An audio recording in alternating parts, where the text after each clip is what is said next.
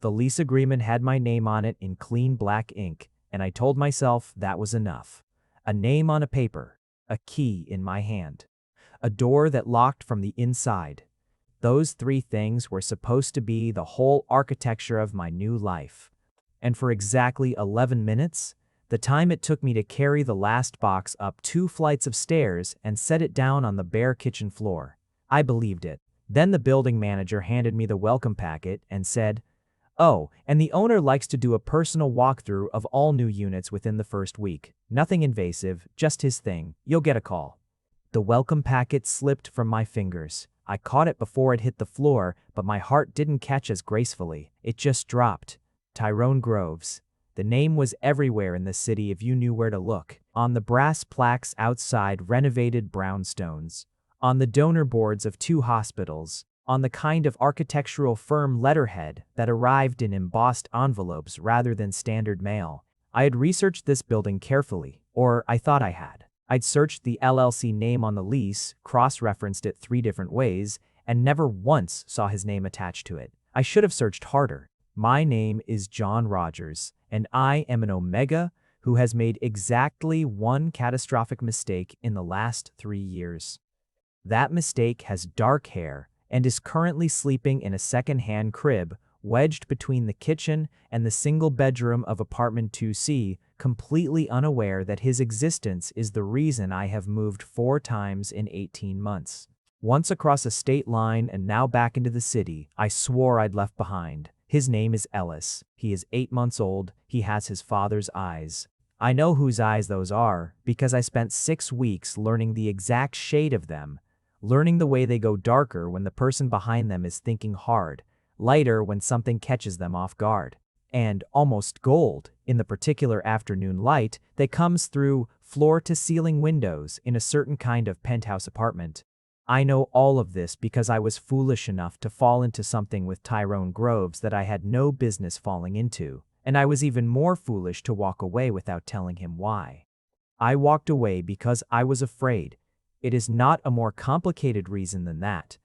I was a 26-year-old Omega who had just found out he was pregnant by an Alpha who was by any reasonable measure out of my league, out of my tax bracket, and entirely out of my carefully constructed plan for a quiet life.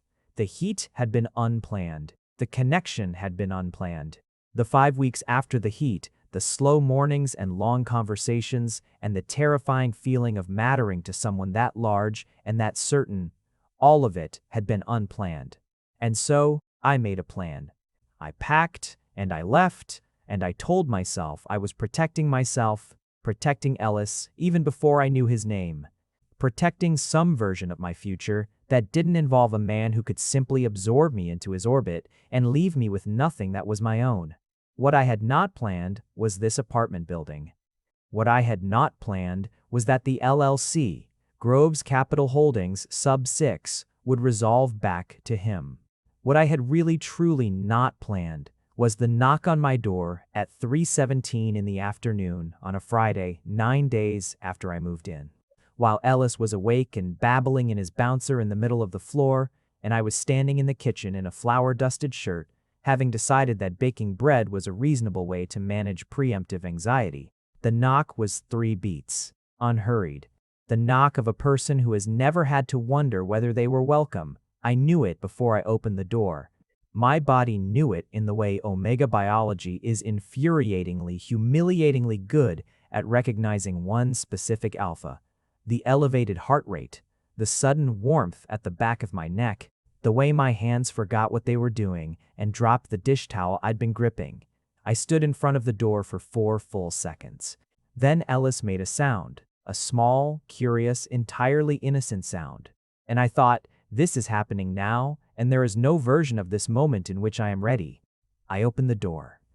Tyrone Groves was exactly as I remembered him, and also, somehow, worse. Worse, meaning more. Meaning the reality of him was larger than the version I'd been carrying around in my head for 18 months. He was wearing a dark jacket over a simple shirt. No tie, the kind of effortless put-together that meant he hadn't thought about it at all, and his hair was slightly shorter than I remembered. and his jaw was set in an expression of professional neutrality that I recognized as the face he wore when he was thinking faster than he was showing. That expression lasted approximately 1.5 seconds. His eyes moved from my face to the room behind me, where Ellis was sitting in his bouncer making grabby hands at a hanging toy, and every carefully constructed piece of that neutrality fell apart. He looked at my son. He looked at me. He looked back at my son. And then he said, very quietly, in a voice that was not the building owner voice he presumably arrived with, "John." Just my name. Just those 3 letters. But the way he said them, the weight in them, the fracture at the edge, made the flour-dusted shirt and the dropped dish towel and the entire terrifying architecture of my 11-minute-long new life feel very, very small. "Hi," I said, because apparently that was all I had. "I need you to understand what the 6 weeks before I left looked like, because the story doesn't make sense without them." I met Tyrone Groves through work. I was a junior project coordinator at an interior design firm, a good firm, but not his tier. And we were subcontracted for the residential units of a mixed-use development he was funding.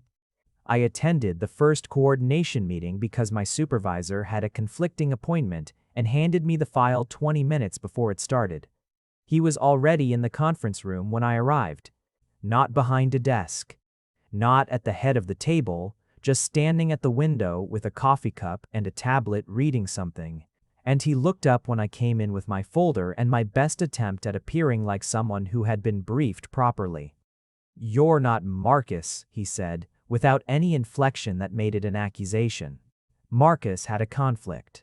"I'm John Rogers. I'm the junior coordinator, I know. Marcus mentioned you might come instead." He set the tablet down and held out a hand. Tyrone Groves. His handshake was firm and brief, and he smelled like cedar and something warm underneath it, and I very professionally ignored every Omega instinct I possessed and sat down across from him and opened my folder. The meeting was an hour and a half. By the end of it, I had a clearer understanding of the project than I'd had from 2 weeks of file review. He was meticulous in the way that people are when they've built things from the ground up, not showing off his knowledge, just genuinely unable to engage with something at less than full depth. He asked questions that were better than the questions I'd prepared. He pushed back on 2 of our proposed material choices with specific reasons rather than aesthetic preference, and he was right about both of them, and he looked at me steadily when I said so. "You didn't have to agree," he said. "You were right." Something shifted in his expression, not quite a smile, but the precursor to one. Most people don't say that in a first meeting. Most people aren't actually listening in a first meeting. And that was it. That was the beginning. Not dramatic, not electric in any way that I can point to and say, there, that was the moment.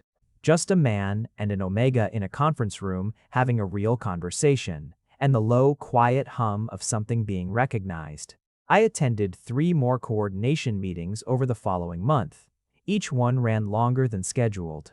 Each one ended with us still talking after everyone else had left, about the project at first, then about other things. The architecture of the neighborhood. What cities feel like when their bones change.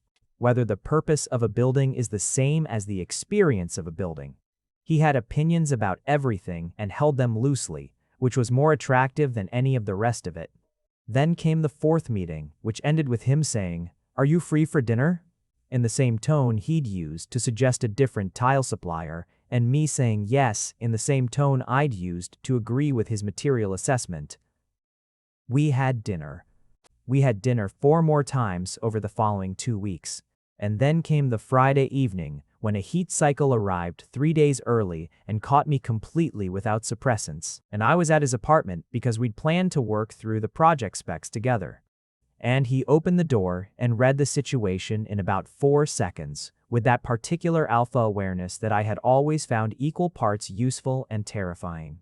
He gave me the option to leave. He said it clearly and without any pressure, standing back, giving me space. He said he could call a car, or I could use the guest room, or, if I wanted, we could talk through what I was comfortable with.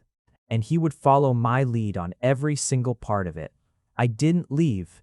The 6 days that followed were, I don't have a clean word for them. They were a heat cycle, which means they were biological and urgent and not entirely rational. But they were also the first time I had ever been cared for that completely. He was attentive in a way that wasn't performance, patient in a way that didn't feel like restraint. He made sure I ate. He held me when the intensity crested and talked me back down when the fever of it made me dizzy.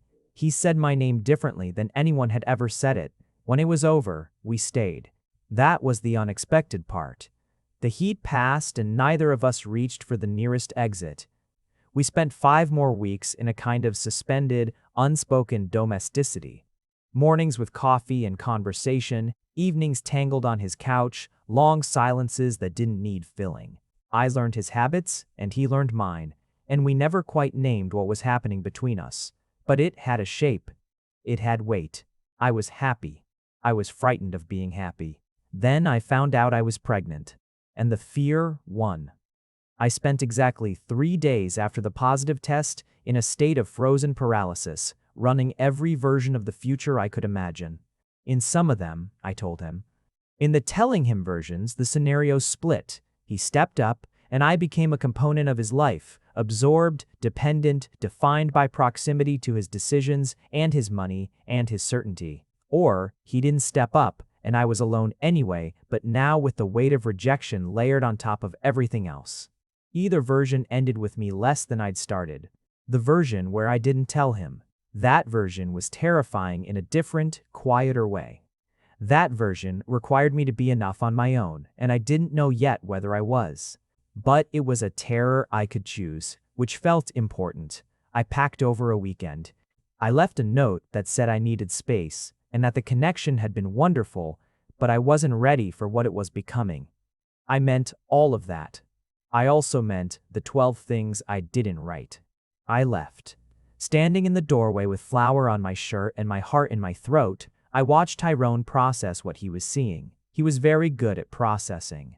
I had always known that about him. The speed of the mind behind the steady expression, the way he could take in a complex situation and respond to its actual shape rather than its surface.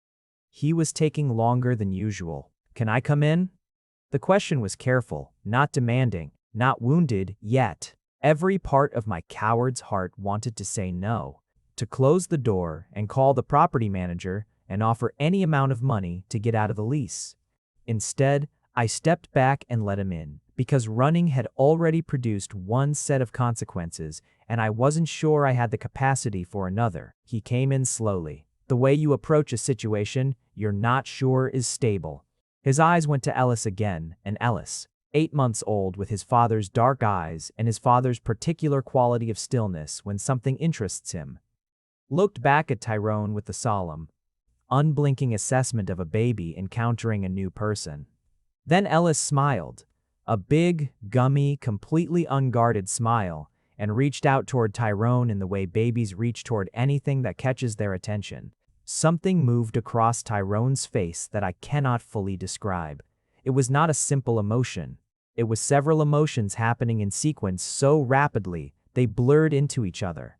Recognition, confusion, calculation, and then something soft and undefended that I had only seen a few times before. Usually at 3 in the morning when he thought I might be asleep. "How old?" His voice was quiet. 8 months. He did the math. I watched him do it. He was good at math. "John." Not angry, not yet, just saying my name like it was a question and an answer simultaneously. "I know," I said, which was not a complete sentence but was also the most honest thing I could say. He looked at Ellis for a long moment. Then he crossed the room slowly, crouched down to be at eye level with the bouncer, and held out one finger. Ellis grabbed it with both hands and immediately tried to put it in his mouth, and Tyrone let out a breath that was almost a laugh, broken in the middle. "What's his name?" "Ellis." "Ellis Rogers?" "Yes." Another long pause. He was still crouched, Ellis still holding his finger, and the afternoon light coming through the window I hadn't yet hung curtains on was turning everything warm and slightly unreal. "You came back to this city," he said. "I did, and moved into one of my buildings. I didn't know it was yours. The LLC was structured to obscure ownership. Yes, I know." He stood. He was very tall, standing. The apartment suddenly felt smaller. John, I need you to understand that I'm trying very hard right now to respond to this correctly, which means I need a minute. Okay. He walked to the window, stood there with his back to me, hands loose at his sides, not fisted, not tense, just held, the way he held himself when he was thinking seriously. I watched his shoulders move with one slow breath. Then he turned around. "He's mine," he said, not a question. I could have deflected. I had practiced deflections in the anxious middle of many nights over the past year and a half. But his eyes were on me, and they were doing the thing they did when the light was right, that darkening, and I had no deflections left. Yes. The word sat between us like something that had weight and took up space. "Okay," he said. "Just that.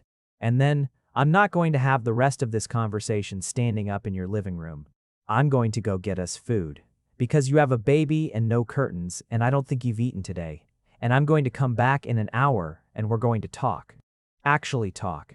He paused. "If that's all right with you." I stared at him. I had expected anger. I had prepared for anger.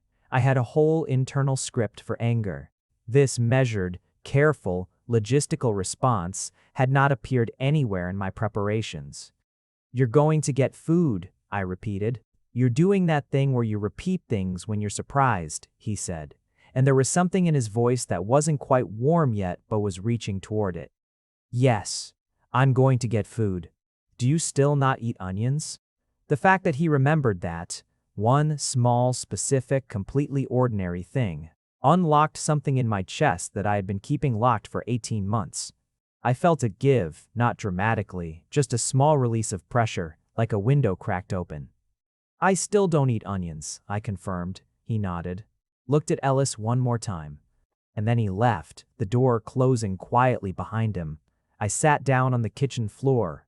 Ellis looked at me from his bouncer with enormous, patient eyes. "Yeah," I told him, "I know." He came back in 53 minutes with Thai food from the place I used to like, and 2 containers of soup and a bag of groceries that included somewhat inexplicably a small bunch of bananas and a container of baby puffs. "You have a baby," he said when I looked at the baby puffs. "I'm aware." I didn't know what kind. He set everything on the counter. "So I got the plain ones, and the banana ones, and the sweet potato ones." "You got 3 kinds of baby puffs." He might have a preference. I looked at this man. This composed, architecturally minded, historically unreadable man, holding 3 containers of baby puffs with the careful expression of someone who had just made a decision they weren't going to question.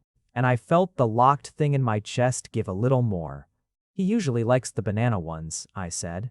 Noted. We ate at my kitchen table. Ellis in his high chair between us, methodically destroying a banana puff and examining each piece before putting it in his mouth, while Tyrone and I sat across from each other and were very careful about where we started. He started by asking questions. Not the sharp, pointed kind I'd expected. "When did I find out? Why didn't I say anything? Do you understand what you did?" But the other kind. The kind that wanted actual information. When was Ellis born? How was the birth? What was the first year like? Had I had support? I answered honestly, which felt strange. I had spent 18 months speaking about Ellis only to people who didn't know anything about his other parent, which meant I'd been giving partial answers to every question. Speaking to someone who had context, who the information was actually for, it was disorienting, like switching on a light in a room you've only ever navigated in the dark. The birth was in March. It was a hospital birth, uncomplicated, 11 hours. I had a friend with me, Carrie from the design firm, who had figured things out and never pushed me to explain and simply showed up and held my hand. The first year was hard, in the way that being alone with a newborn is hard, which is completely and specifically and very physically hard, and I had managed it by not thinking about managing it, just doing the next task and the next one until suddenly Ellis was sitting up and then crawling and then pulling up on furniture and being a small, bewildering, deeply beloved person. I didn't have family support. My parents are politely distant in the way of people who love you, but cannot quite understand the shape of your life. I had Carrie, And I had a parenting group I attended with aggressive consistency for 6 months, and I had a very good pediatrician and a very small savings account that I treated with corresponding reverence. Tyrone listened to all of this without interrupting. He had always been a listener, genuinely, actively, in the way that made you feel heard rather than simply processed. It was one of the first things I'd noticed about him. It was also one of the things I'd been most afraid of, because being truly heard by someone is a particular kind of vulnerability. When I finished, he was quiet for a moment. Ellis had moved from the banana puffs to trying to steal Tyrone's fork, and Tyrone had surrendered it and replaced it with a spoon in a smooth, automatic gesture that looked like something he'd done before, even though he hadn't. "Can I tell you what I think happened?" he said finally. "You can try." "I think you found out you were pregnant and you got scared," he said. "Not of me specifically, of what I represented, of what it would mean to stay." I kept my eyes on Ellis. "I think," he continued, "that you made a decision based on the worst version of what staying could have looked like, and you protected yourself from that. And I think you've been carrying this alone for a year and a half, and you're exhausted, and you moved back to this city for reasons that might include wanting proximity to something you couldn't fully let yourself want." The room was very quiet. "That's a lot of thinking," I said. "I've had the last 18 months too," he said. "I did a lot of it." He paused. "I didn't know what happened. I didn't know if it was something I did, or something I was, or whether the thing between us had simply not been what I thought it was. I spent a significant amount of time going over every conversation we'd had looking for what I missed." "You didn't miss anything. I know that now." I finally looked up. He was watching me with an expression that wasn't anger and wasn't forgiveness. Wasn't either of those yet, because this was too early for either. It was something more preliminary, an assessment, a willingness to continue. "I'm sorry," I said. "I don't think that covers what I did, but I'm saying it anyway." "I know you are." He reached across the table, not to touch me, just moved his hand to the middle of the table and left it there. "I have things I want to say too. Some of them are harder than others, but I don't want to say them tonight." "Why not?" "Because tonight is the first night, and you're tired. And Ellis," he glanced at my son, who had fallen asleep in the high chair with the quiet drama of very young children, here one moment and gone the next, "needs to be put to bed. And I think the things I need to say deserve better conditions than this." I looked at Ellis, slumped peacefully in his chair, cheek pressed to his own shoulder. "He does that," I said. "Just goes." "How do you?" Tyrone started. "Very carefully. He's a light sleeper." I stood and navigated the process of unstrapping Ellis from the high chair without waking him, which I had performed enough times to have a technique. Ellis made a soft sound but didn't wake, and I settled him against my shoulder and felt the familiar, heavy warmth of him. That specific weight that had been the realest thing in my life for 8 months. Tyrone was watching. "His room is," I gestured. "I'll clean up," he said. It was a small thing, an ordinary, domestic, completely unremarkable thing to say. But I had been doing the cleaning up alone for a very long time, and the ordinariness of it hit me somewhere I wasn't prepared. I put Ellis to bed. I came back to find the table cleared and the containers dealt with, and Tyrone standing in the kitchen with his jacket back on, ready to leave. "Same time next week," he said. Not a question, but not a command. Something in between, an offer wearing the shape of a statement. For what? To keep talking. He picked up his keys. "There's more to say. You know there is." "Tyrone, I'm not going to push," he said. "I'm not going to." He paused, finding words. "I'm aware that I have resources that could make this adversarial if I chose it. I want you to know I'm not going to choose it." "That's not..." Another pause. "That's not who I want to be about this." I stood in my little kitchen with its bare counters and its 3 varieties of baby puffs, and I looked at this man who owned the building I was standing in, who had just found out he had a son, who was choosing with visible deliberateness to be measured about it. "Okay," I said, "same time next week." He nodded. And then he did something unexpected. He paused at the door, turned back, and said, "He has your mouth, in case you were wondering what I was thinking." Then he left. I stood in the kitchen for a long time after that. He came back the following Friday, and the Friday after that, The pattern established itself with the particular logic of things that are not quite decided but are happening anyway. He came with food each time. Different cuisines. Indian the second week, Italian the third, a deli spread that covered most of my kitchen counter on the fourth. Ellis became accustomed to him in the way babies become accustomed to recurring presences, moving from the solemn assessment of the first night to something more relaxed, more reaching, more fully the way Ellis was with people he'd decided were safe. The watching Tyrone do this, watching my son decide he was safe, was one of the hardest things I had ever experienced. Not because it was bad, because it was the opposite of bad. Because every time Ellis reached for him, and Tyrone caught the small hands and made a face that startled the laugh out of the baby, I was watching something I had tried to prevent.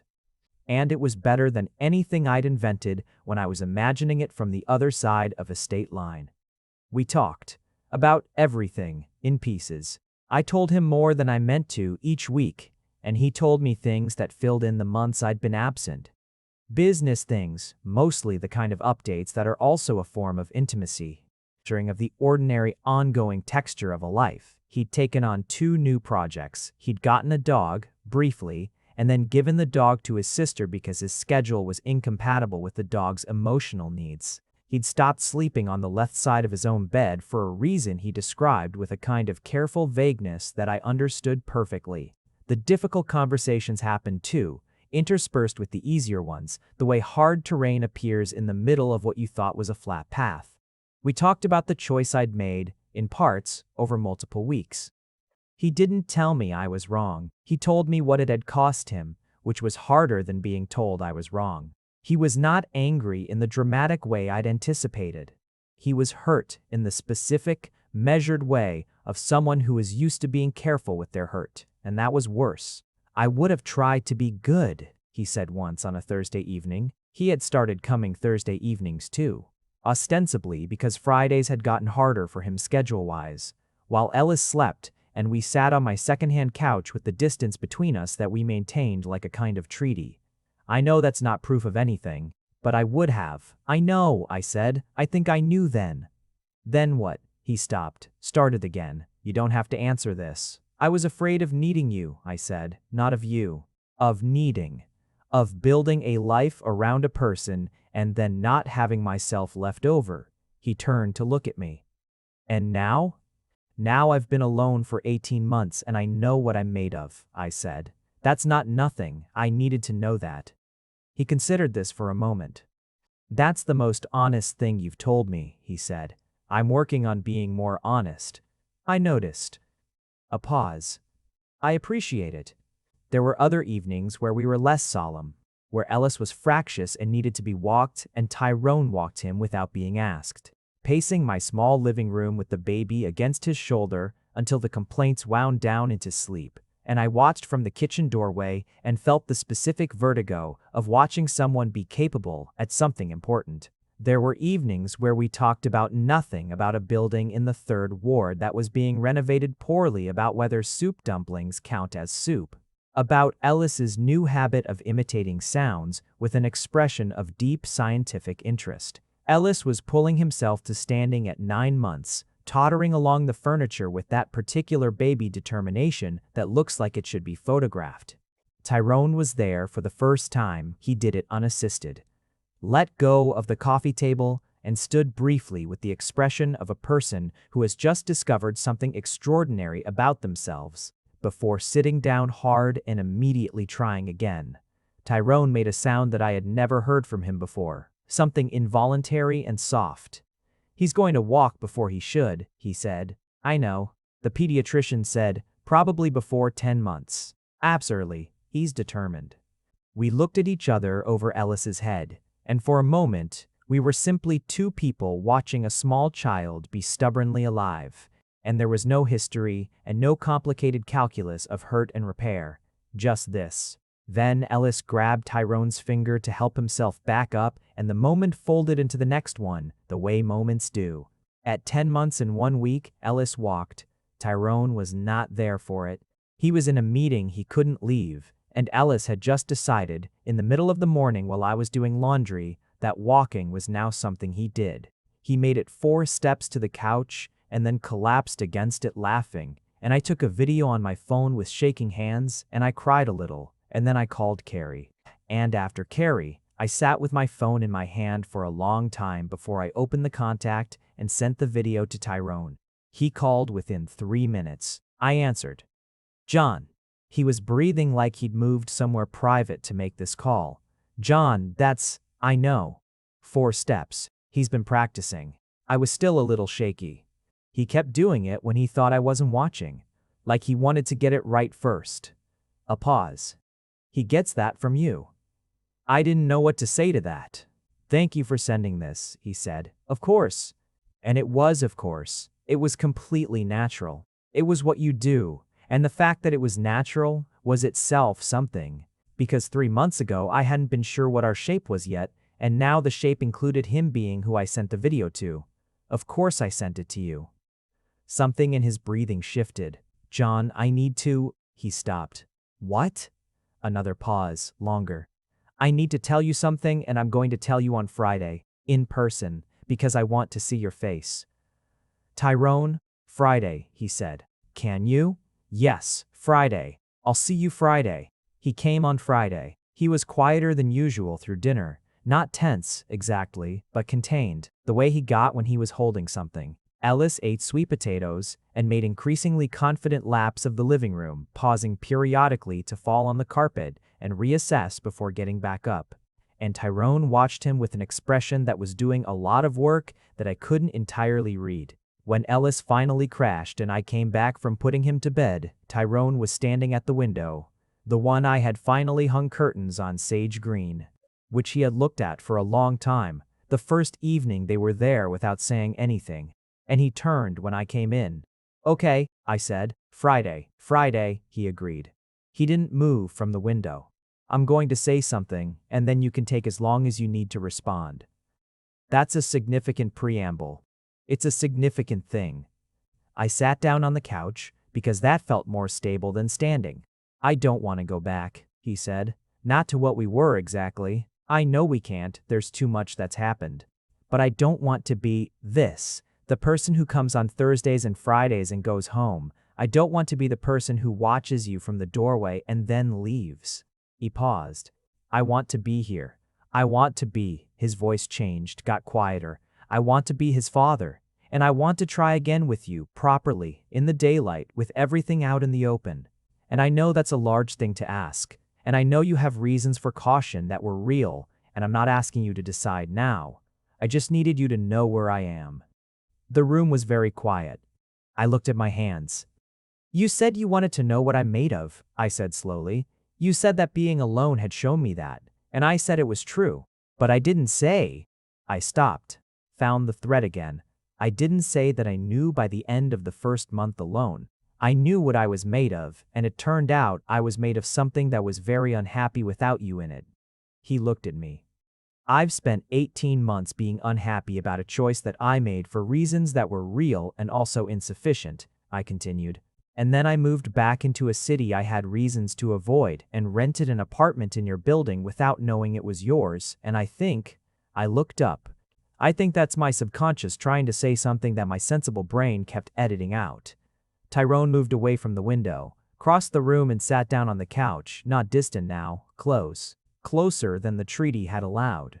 What is it saying? He asked. That I'm done running, I said. That I'd like to try properly, in the daylight. I repeated his phrase back at him and watched the way it landed. If you're sure. I've been sure, he said. I've been sure about you since that first meeting when you told me I was right about the tile and didn't look even slightly embarrassed about it.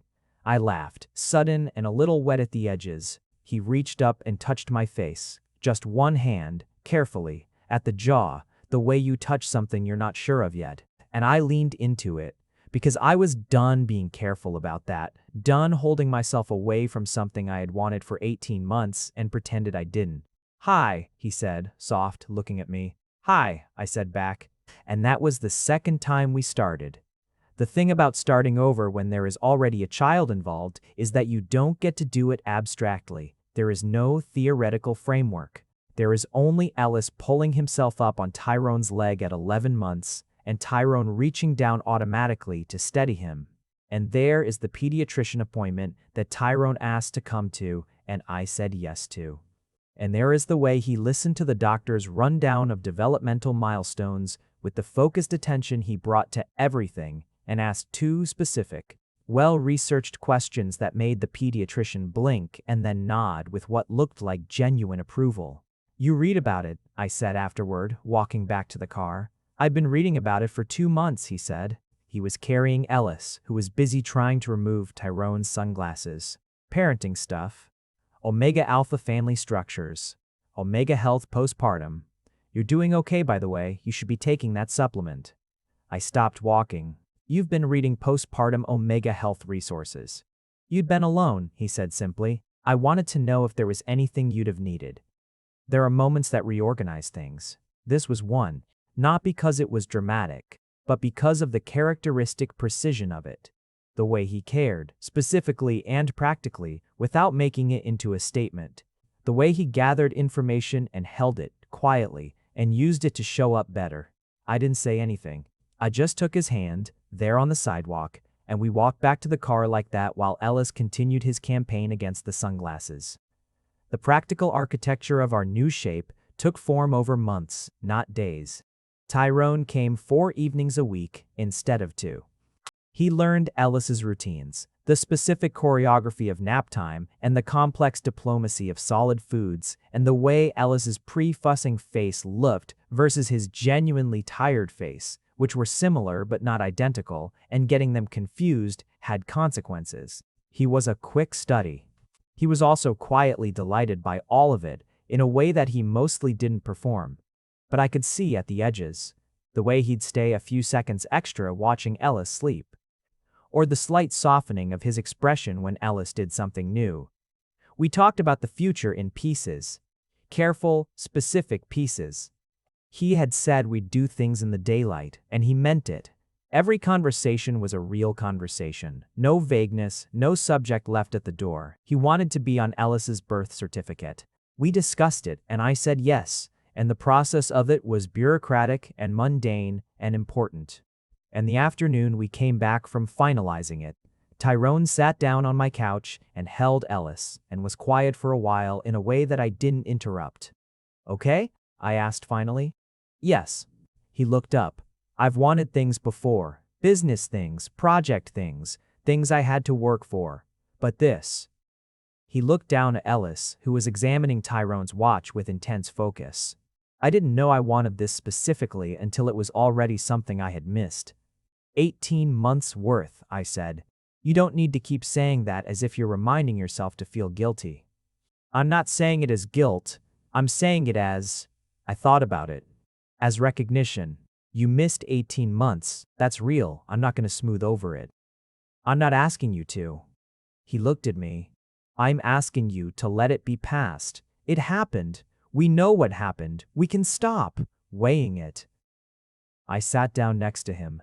Ellis immediately reached toward me, and I let him grab my finger, and for a moment we were on either side of our sun like brackets around something small and important.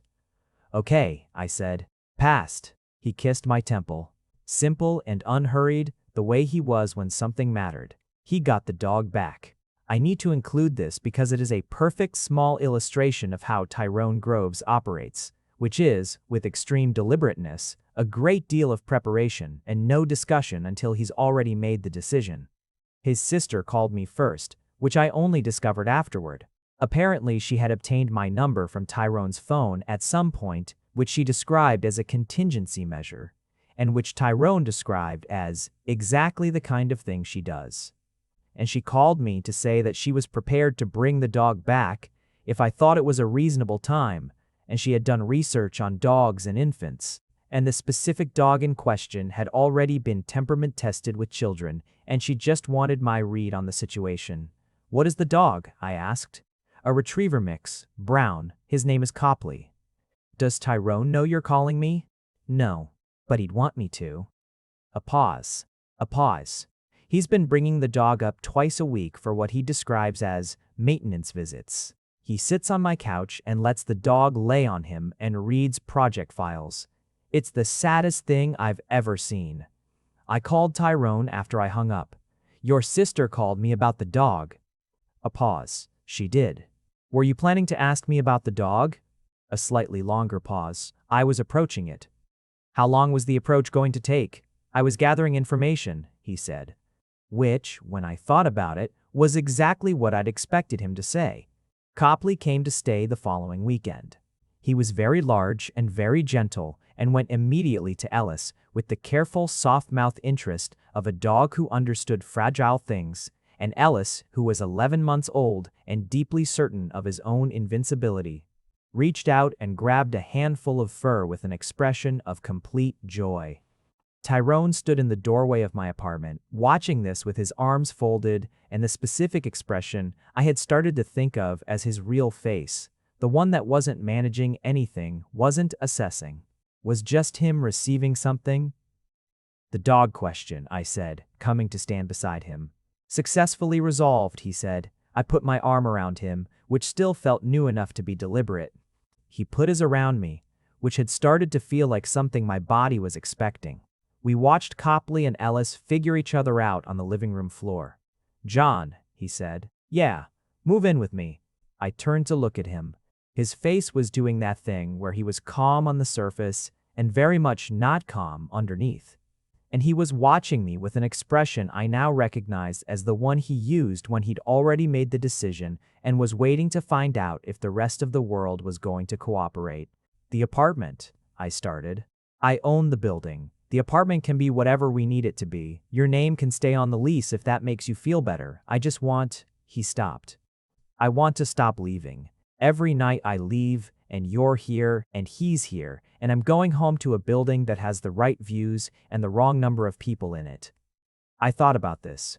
I thought about what I'd said months ago about needing myself, about what I was made of, about building a life around a person. The thing I hadn't understood 18 months ago in a panic was that you don't lose yourself in a person who makes space for you. The losing yourself version requires a certain kind of dynamic, a collapsing inward, a gravitational field that swallows. What Tyrone had always done was the opposite, made room, asked questions, showed up, and then waited for me to show up too.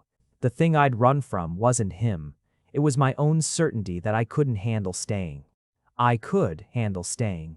I had proved that to myself, the hard way, and now I was ready to do something more interesting with the knowledge. Okay, I said. His arm tightened around me slightly. Okay, he said back, and I could hear the relief in it, the careful unwrapping of something he'd been holding. His apartment. Our apartment, which took several weeks to stop feeling like an unexpected sentence, was on the 14th floor of a building in the West End that he had developed himself, which was exactly as overwhelming and also exactly as Tyrone as everything else about him. It had the floor-to-ceiling windows I remembered. It had a kitchen that was significantly larger and better equipped than the one in 2C. It had a second bedroom that he had already, quietly, without asking, had people come in to convert into a nursery. I found out about the nursery on the day I arrived with the first load of boxes. I stood in the doorway. The room had soft walls, warm light, a rug that was the kind of complex cream and brown pattern that looked expensive without looking designed, and a crib that was much better than the second-hand one Ellis had been sleeping in since he was born. When did you? I started. 3 weeks ago. I had the dimensions and I knew what he'd need. He was behind me, and I could hear in his voice that he had been waiting for this moment, for my reaction to this specific thing. If it's wrong. It's not wrong. I looked at the room for a long time. It's exactly right. The rug's removable if you want something different. Tyrone. The light fixture was my sister's suggestion. I want that noted. Tyrone. I turned. It's perfect. He looked at me with that expression, the real face, slightly off guard. Okay, he said. Ellis, when he was introduced to the new room, spent approximately 40 seconds investigating the rug and then pulled himself up on the crib railing and looked at us with the expression of a very small person making an assessment.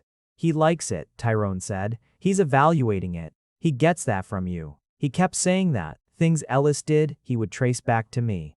The way Ellis got quiet when something was interesting. The way he repeated sounds until he had them right. The way he held things like he was figuring out their geometry. I did not point out that Ellis also had Tyrone's stillness when he was thinking, or Tyrone's particular way of looking at a new person, steadily, waiting, not giving anything away. Those things were visible and I carried them privately. The small inventory of what our son had assembled from both of us. The first night in the apartment was strange and also entirely fine. Ellis slept in his new room. Copley slept at the foot of the bed in a manner that suggested he had been doing this for years. I lay next to Tyrone in the dark and thought about trajectories. The bizarre, circling, ending, where you started shape of the last 2 years. "Are you awake?" he asked. "Obviously." "What are you thinking about?" "The shape of things," I said. "How we got here." "Circuitous," he said. "But here." "Here," I agreed. He turned his head toward me in the dark. "Do you still have the note?" I went still. The note. The one I'd left when I went. "No," I said. "I threw it away." A pause. "Did you?" "I kept it for a while," he said. "Long enough. Then I didn't need it anymore." "When did you stop needing it?" "When you sent me the video of him walking," he said. "When I knew you were going to let me in." I lay in the dark with that. Then, "I'm sorry it took me so long. John." His voice was quiet and patient and firm in the specific way that meant he was not negotiating. "I know." Ellis walked at 10 months and talked at 13, which is to say he started producing recognizable words with the same determined efficiency he'd brought to pulling himself upright. His first word was, not, as I had privately hoped, some variation of dad. It was the word for the dog. "Cop," he said, pointing at Copley from across the living room with the satisfaction of someone who has just labeled the world correctly. Copley looked up. "Cop," Ellis said again. "Close," Tyrone said, from behind his newspaper, without looking up. By 15 months, Ellis had 12 words, and one of them was a version of Tyrone's name. An approximation. Ty. Clear and deliberate, deployed specifically when he wanted Tyrone's attention. The first time he used it, Tyrone put down what he was doing and looked at Ellis for a long moment with an expression I wasn't sure I was meant to see. And then he picked Ellis up and said something quiet into his hair that I didn't catch. I didn't ask what he said. Some things belonged to the two of them. My relationship with work reorganized during this period. I had been doing freelance coordination work since Ellis was born. Enough to live on, not enough to build anything substantial. With more support, with the architecture of 2 people and 1 building around me, I started taking larger projects. A boutique hospitality renovation that went well. A residential development that connected me back to people in the industry. The design firm I'd worked at before offered me a senior role which I turned down because I'd realized I wanted to be on the development side, which was where I'd always been most useful and least willing to admit it. Tyrone said nothing when I told him this. He waited. "I'm not asking you to," I started. "I know. You're telling me about your career. I'm listening." "I don't want it to be." I tried to find the word. "Complicated. Us working adjacent." "We work adjacent now," he pointed out. "You've consulted on 2 of my projects in the last 6 months. That's different." "Why?" I thought about it. It felt more. I stopped. The reason it felt different was because the consulting had felt like collaboration between equals, chosen, versus something I was doing because I was his partner. Which was, when I examined it, an anxiety about my own perception of myself rather than anything he had actually done. "You're very good at your work," he said. "I'd be stupid not to want you on projects." That's not nepotism. That's resource allocation. That's the least romantic way to phrase that. You're the one who made it about careers. But his mouth was doing the thing it did now. The precursor to a smile. The thing I'd learned to watch for. I took the consulting work. I built a client base that was mine. I started a conversation with 2 colleagues about eventually forming something, a small firm, something that would be genuinely ours. The conversation was slow and careful and exploratory, the way good things start. Tyrone listened to the development of this idea over months of dinner conversation with the particular quality of attention that I had once found unsettling and now relied on, the kind that asks the right question at the right moment, that remembers what you said 3 weeks ago and connects it to what you're saying now. He did not offer to fund it.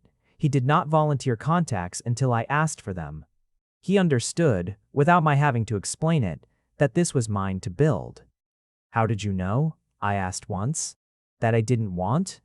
"Because you told me," he said. 18 months ago, indirectly. You told me who you needed to be. I took notes. On a Saturday morning in late autumn, when Ellis was 18 months old, the age he had been when I'd first been pregnant with him, which I thought about with a particular kind of vertiginous awareness. I woke up to the sound of the two of them in the kitchen. I could not see them from the bed.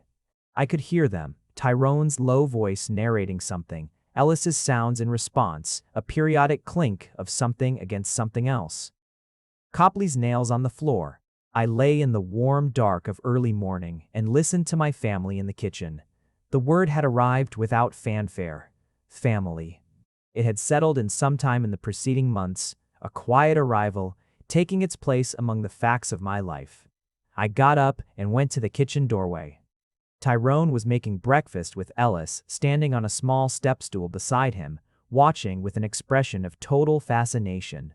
Copley was under the table in a strategic position relative to any falling food. The light coming through the kitchen windows was the particular low autumn light that made everything look like a memory of itself. Tyrone looked up. "We're making eggs," Ellis announced. He was at the stage where announcements were a primary mode of communication. "I can see that," I said. "Ty said scrambled," Ellis continued. He had committed to the name Ty with the confidence of a child who has made a decision. "Ty's right, scrambled is the one to make," I said, and came to sit at the counter, and Tyrone put a mug of coffee in front of me without being asked, and Ellis went back to his supervisory role, and Copley shifted hopefully under the table. After breakfast, after Ellis was cleaned up and set loose in the living room with his current obsession, blocks specifically, the building of towers and the assessment of what made them fall, Tyrone sat across from me at the table with his own coffee and looked at me in the way that meant he had something. "What?" I said. "I want to ask you something, and I want you to know there's no pressure in either direction," he said. "This is a statement of what I want, not a demand." "Tyrone. John. Just ask." He reached into the pocket of his shirt, which was a thing he was wearing on a Saturday morning, a shirt with a pocket, because he was constitutionally incapable of complete casualness, and put something on the table between us. It was a ring, simple and heavy-looking, white gold, nothing decorative about it. "I have been thinking about this for 4 months," he said. "I was going to wait until the moment was more." A pause. "And then I decided that a Saturday morning in the kitchen with scrambled eggs and the dog and our son making a tower in the other room is exactly the right moment, and any other moment would be performing something." I looked at the ring. "You've had this for 4 months," I said. "I had it made 3 months ago. I carried it for 1 more month before I was sure about the timing." Tyrone. My voice was doing something I didn't fully have control over. "You don't have to say yes right now. You don't have to say yes at all. I want—" He stopped and found the honest version. "I want to be married to you. I want Ellis to have whatever additional stability that provides for him, legally, practically. But more than that, I just—" He paused. "I want it to be permanent. I want there to not be a version of the future in which we're not." He gestured between us, a small gesture encompassing everything. In the other room, Ellis's tower fell down with a wooden clatter, and he made a sound of interested assessment and immediately started rebuilding. "Yes," I said. Tyrone looked at me. "Yes," I said again. "Not right now, not because of pressure. Because you're right about the moment. Because this is the moment." He picked up the ring. His hands were very steady, which was the kind of thing I had cataloged about him over months and years. The steadiness, the way his hands were always steady when something mattered. It fit exactly. "How did you know the size?" I asked. "I measured one of your other rings while you were asleep."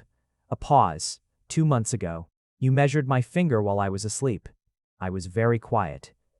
Trading. I started laughing, and he was already smiling. The real version, the one that happened rarely and meant everything. And from the other room, Ellis noticed the change in energy and appeared in the doorway with a block in each hand, head tilted, assessing the situation. Ty laughed, he announced. Yeah, he did, I said. Ellis considered this acceptable and went back to his tower.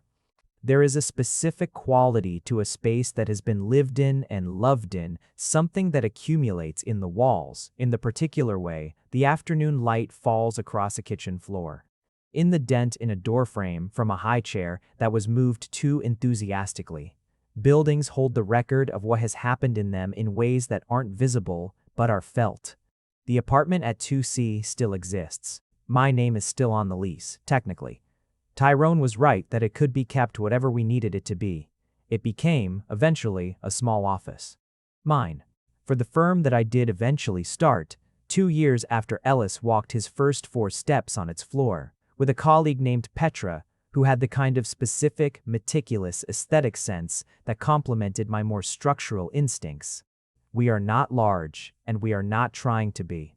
We take on projects that interest us and turn down the ones that don't.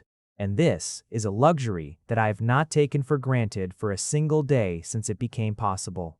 The 14th floor apartment has changed gradually and continues to change. Ellis's room has been repainted twice because he has opinions about things now, expressed with the articulate intensity of a 3-year-old who has somehow already developed aesthetic preferences. He wants dinosaurs on the walls, and Tyrone hired someone to paint very accurate, museum-quality dinosaurs on the walls, which tells you everything you need to know about both of them.